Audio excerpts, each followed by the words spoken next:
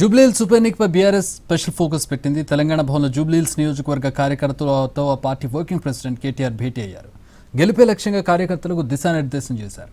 ఇప్పటికే జూబ్లీహిల్స్ ఉప ఎన్నిక కోసం ఇన్ఛార్జీలను నియమించింది బీఆర్ఎస్. ఏం చెప్తే ప్రభుత్వం అలా ఎవరు నిలిచుంటేంది? ఇప్పుడు సోహెల్ భాయ్ చెప్పిండు 5-6 పేర్లు, ఈయననట గాయనట. ఏం చెప్తారు వాళ్ళు? లెక్క పైసలు దంచుతుండ్రు. హైడ్రా పేరు చెప్పి భయపెట్టుకుంటా బిల్డర్ల దగ్గర పైసలు గుంజుడే గుంజుడు.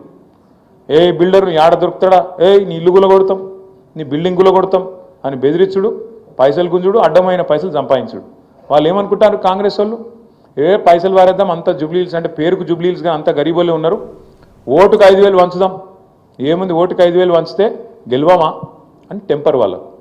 పనులు మంచి పనులు చేసింది అయితే ఏం లేదు, చెడగొట్టే పనులు గలీజ్ పనులు తప్ప ఒక్క మంచి పని జరిగిందా 22 నెలల్లో? ఒక్కట